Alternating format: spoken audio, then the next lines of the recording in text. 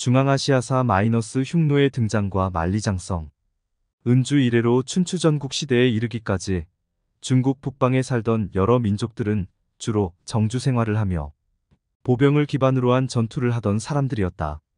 그러나 기원전 4세기에서 3세기로 넘어갈 무렵 계절적 이동을 하며 기마전을 수행하는 새로운 민족이 등장했다.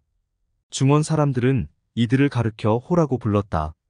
이 호라는 명칭은 특별한 부족이나 국가를 가리키는 게 아닌 유목적 생활 양식을 가진 사람들을 지칭하는 넓은 범위를 가진 단어였다. 따라서 동호, 이모, 누번, 흉노 등은 모두 호에 속하는 집단이었다.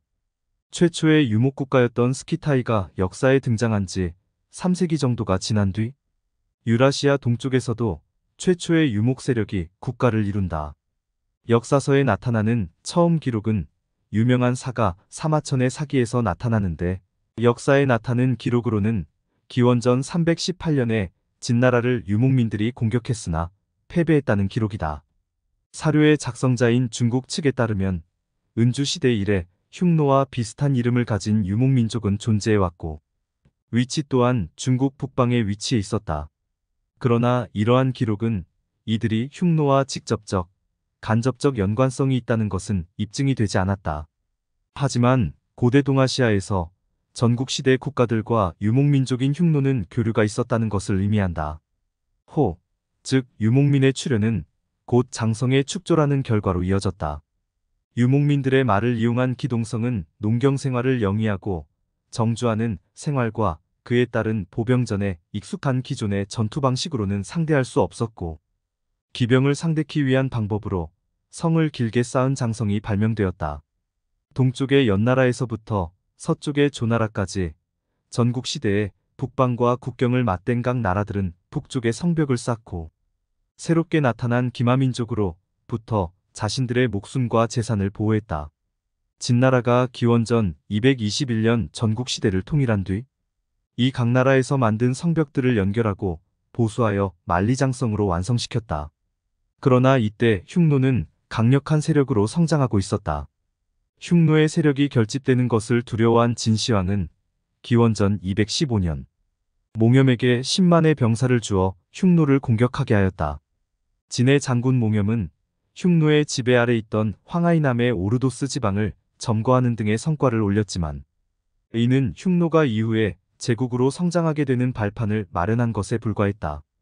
우선 진나라의 공격을 받은 흉노는 초원이었던 오르도스 지방의 근거지를 잃는 큰 타격을 받았다. 그러나 묵특선우라는 걸출한 지도자가 나타나고 흉노를 공격했던 진시황이 사망하게 되면서 상황은 급변한다.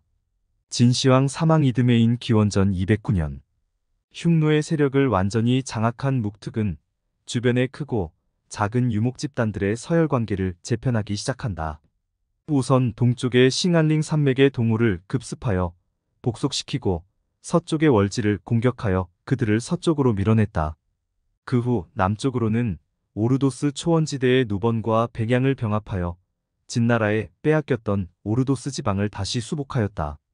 이는 말과 목축업이 가능한 초원지대를 확보하는 작업으로 군사력과 직결되는 사항이었다.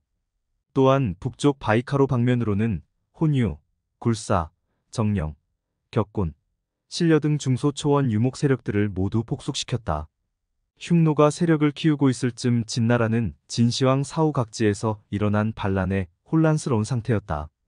이어지는 혼란을 수습하고 통일을 완수한 유방의 한나라는 긴 내전을 거쳐 약해진 채로 흉노라는 거대한 적을 다시 맞이해야만 했다. 한 고조 유방은 통일전쟁을 거치며 양적, 질적으로 강대해진 한나라 군대를 이끌고 기원전 200년 흉노를 공격한다. 그러나 오히려 고조가 본대와 떨어져 고립되면서 흉노에게 뇌물을 바치고 겨우 목숨만 살아서 철군한다. 평성지방에서 있었던 이 사건을 평성의 수치라고 부른다.